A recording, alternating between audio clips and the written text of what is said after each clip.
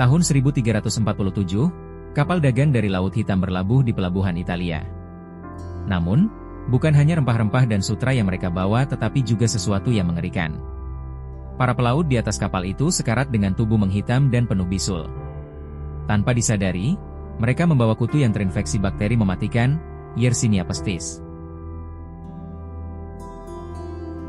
Dalam hitungan bulan, penyakit ini menyebar ke seluruh Eropa.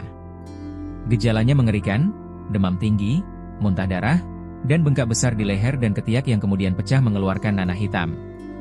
Karena itulah, orang menyebutnya Black Death atau wabah hitam.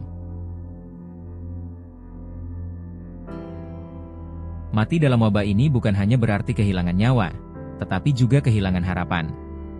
Kematian terjadi begitu cepat, hingga orang-orang tak lagi sempat menguburkan sanak saudara mereka. Di beberapa kota, separuh penduduknya lenyap dalam hitungan minggu.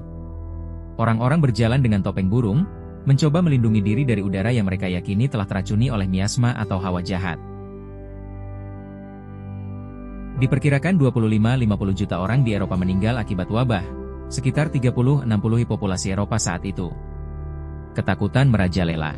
Banyak yang percaya ini adalah hukuman Tuhan, sehingga muncul kelompok flagelans yang mencambuk diri mereka sendiri untuk menebus dosa manusia. Sayangnya, ketakutan ini juga menimbulkan kekerasan.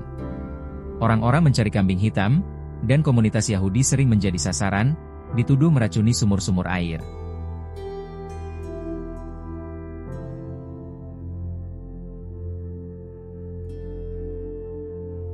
Saat wabah mulai mereda pada tahun 1351, dunia sudah berubah selamanya. Sekitar 75 hingga 200 juta orang tewas, sepertiga hingga setengah dari populasi Eropa. Tapi wabah ini juga membawa dampak lain. Feodalisme mulai runtuh, karena buruh yang selamat menuntut upah lebih tinggi. Inilah awal dari perubahan sosial yang akan membawa dunia ke era Renaissance. Wabah hitam mulai mereda sekitar tahun 1351, tetapi masih muncul secara sporadis dalam skala lebih kecil hingga abad ke-18. Faktor-faktor yang membantu akhirnya mereda. Karantina dan isolasi. Kota-kota seperti Venesia mulai menerapkan karantina bagi kapal yang datang dari daerah terinfeksi. Beberapa daerah yang mengisolasi diri dari dunia luar lebih sedikit terdampak. Meningkatnya imunitas penduduk, mereka yang selamat mungkin mengembangkan kekebalan terhadap penyakit tersebut. Berubahnya pola hidup dan kebersihan, meski masih primitif, kesadaran akan pentingnya kebersihan meningkat setelah pandemi. Perubahan iklim dan siklus alami wabah, perubahan suhu mungkin berdampak pada populasi kutu dan tikus yang menyebarkan penyakit.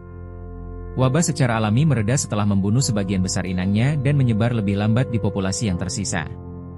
Meskipun pandemi berakhir, wabah pes masih muncul secara berkala dalam skala yang lebih kecil hingga akhirnya dapat dikendalikan dengan perkembangan ilmu kedokteran dan antibiotik pada abad ke-20.